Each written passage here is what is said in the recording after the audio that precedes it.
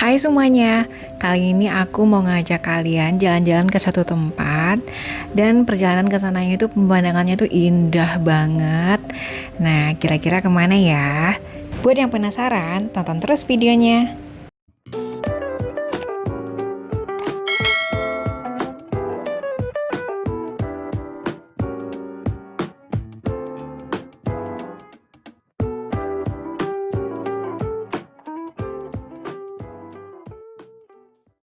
Nah, seperti biasa sebelum berangkat suamiku mompa kasur mobil dulu buat anak-anak. Terus aku masih sempet-sempetnya ya metik cabai dulu. Sayang soalnya udah mateng, kalau ditinggal takutnya busuk. Kotak P3K jangan sampai lupa. Terus kami cuma buat satu koper. Terakhir isinya mainan anak-anak. Berangkat. Di sini kita berangkat jam 10 lewat 10. Biasanya sih 6 atau 7 jam gitu ya perjalanan ke sana. Nah, ini kita udah sampai di flyover Panam. Udah pada tahu kan kita mau kemana? Tapi sebelumnya kita mau mampir dulu di rumah makan Padang karena anakku tuh lebih gampang makannya pakai makanan yang kayak ada santan-santannya gitu. Jadi aku beli dulu untuk bekal supaya nggak ribet nyopin anak-anak harus mampir-mampir kan lama di jalan. Nah, jalan ini tuh tandanya kita udah keluar dari Panam, udah keluar kota lah ya, jadi nggak ada macet-macetan. Ini mau jalan ke arah Rimbo Panjang. Terus aku bawa bekal, ada donat, terus sama buah-buahan juga. Nah, kalau yang suka gorengan, itu bisa mampir di Tahu Sumedang sini. Ini masih di daerah Rimbo Panjang, ini enak. Ada macam-macam sih gorengannya, tapi aku lebih suka tahunya sih. Murah, kalau salah itu satu bijinya itu 1.000. Ini aku pesan 20.000, cukup lah buat aku sama anak-anak untuk ngemil di jalan. Nah, udah pada tahu kan kita mau kemana? Kita mau ke Bukit Tinggi guys. Jadi ceritanya anakku itu pengen banget ke kebun binatang. Kebun binatang yang di Pekanbaru itu tutup sampai 3 kali kita ke sana masih juga tutup. Jadi ya udahlah, buat anak seneng kan kita pergi ke kebun binatang yang ada di Bukit Tinggi. Nah, ini kita udah nyampe di Danau Bengkuang. Ini jembatannya. Kita mulai ngemil. Yang dibeli tadi anak-anak ngemil buah, kalau bapaknya ngemil tahu. Kita tuh tim ngemil sepanjang perjalanan guys. Dan tahunya ini emang enak sih. Jam 11.46 kita udah nyampe Bangkinang. Ini Kabupaten Kampar, berarti kira-kira kurang dari 2 jam ya dari Pekanbaru ke sini. Kita mampir lagi guys ke Indomaret. Indomaret terakhir ya, jadi setelah ini kalian gak akan nemukan Indomaret atau Alfamart lagi. Nah, ini yang aku bilang tadi, kita makan di mobil, aku suapin anak-anak nih selagi bapaknya sholat Jumat. Karena kebetulan kita berangkatnya hari Jumat. Nah, ini kita udah nyampe di Koto Panjang. Ini tuh danau buatan ya untuk pembangkit listrik tenaga air. Katanya sih ada beberapa desa yang terendam gitu untuk membuat danau ini. Oh ya, sekalian aku mau kasih tahu jalan dari Pekanbaru ke Sumatera Barat itu rawan longsor ya, atau kadang suka macet karena ada truk yang rusak misalnya. Jadi lebih amannya sih bawa roti atau apa gitu. Makanya tadi aku mampir di Indomaret yang terakhir tadi, karena setelah PLTA ini jalannya akan menanjak dan berbelok-belok. Kita juga akan naik bukit gitu, jadi minimarket itu nggak ada. Nah, takutnya di jalan itu macet, jadi buat jaga-jaga ya. Nah, ini anakku udah tidur di belakang. Kita taruh kasurnya tadi itu di belakang, jadi mereka kalau ngantuk tinggal pindah ke jok belakang. Oh iya, aku mau ngasih tahu juga, kalau kalian mau makan ya, ini aku rekomendasiin soto Minang ini di Rantau Brangin. Ini enak. Biasanya itu kalau lagi dalam perjalanan kan lebih enak tuh makan yang anget-anget berkuah gitu. Nah, ini aku rekomendasiin, ini beneran enak. Sotonya tuh kayak gini, terus bisa pakai nasi juga. Supaya nggak kelewatan, kalian bisa search di map sebelum berangkat. Nah, ini kita udah melewati perbatasan dari Kabupaten Kampar, Riau lah ya, dengan Sumatera Barat. Terus kita udah nyampe di pangkalan. Pangkalan ini tuh kayak setengah perjalanan ya. Jadi kalau udah nyampe di sini berarti setengah perjalanan lagi jaraknya kita nyampe ke Bukit Tinggi. Nah, setelah pangkalan ini biasanya jalannya akan lebih berbelok-belok lagi. Kita akan melewati gunung dan Kelok 9. Nah, ini anakku pada tidur. Bukan sih, kakaknya aja. Yang kecil lagi nonton sambil ngemil keripik.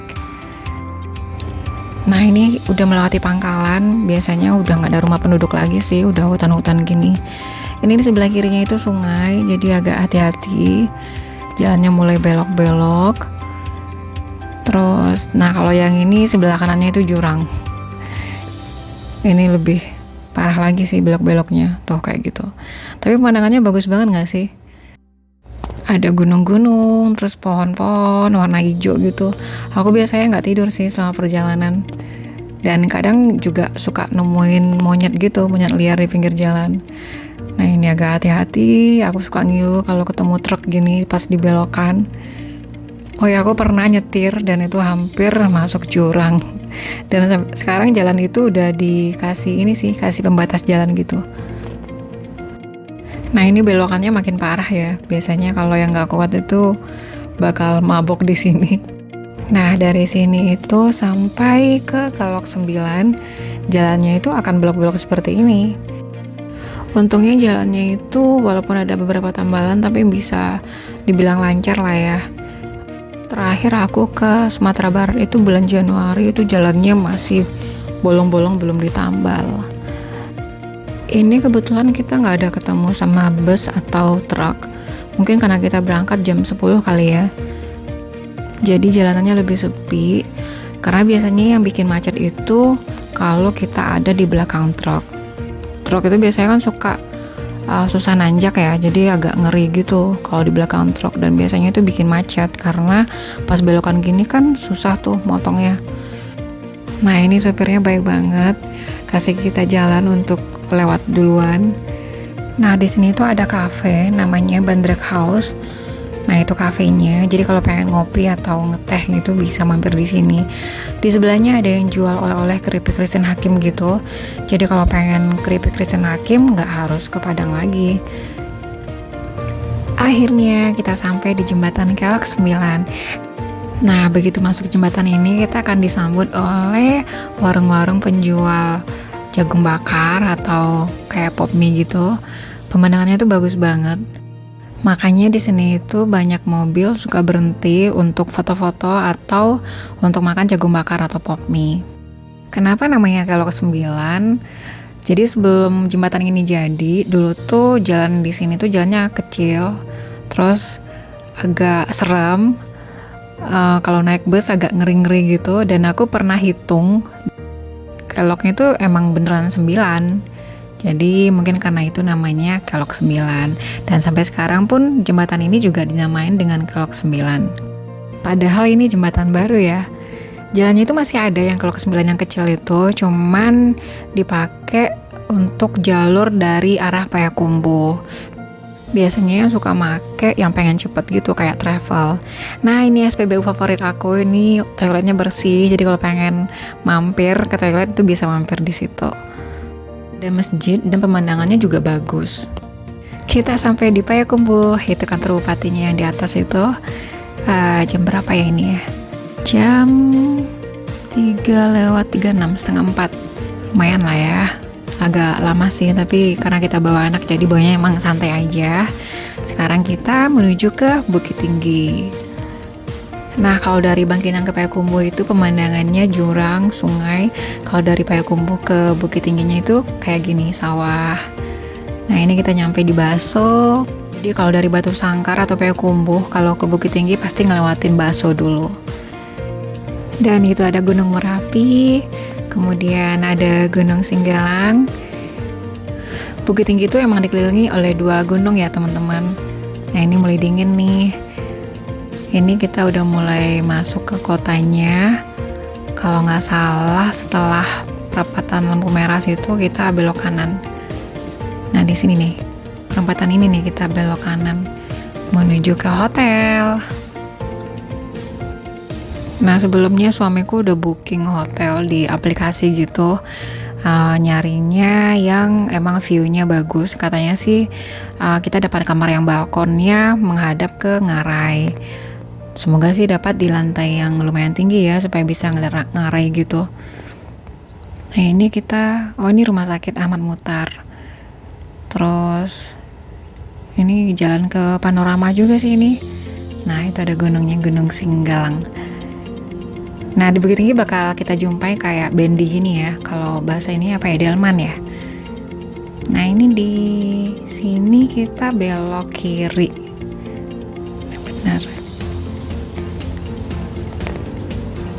Nah, itu hotelnya. Kira-kira nih hotel apa ya? Jadi kami nginapnya di Hotel Santika, teman-teman. Dan kita milihnya kamar yang ada balkonnya, terus balkonnya itu menghadap ke Ngarai Siano. Oh ya, panorama yang aku bilang itu panorama yang lubang Jepang gitu ya. Jadi kalau mau ke lubang Jepang itu bisa lewat jalan ini juga. Oke, kita nyampe hotel jam 5:01. Tadi berangkatnya jam 10:10, berarti kurang lebih 7 jam lah ya. Lumayan sih, kita bawanya nyantai aja. Nah, ini kita mulai turun, masuk ke hotelnya.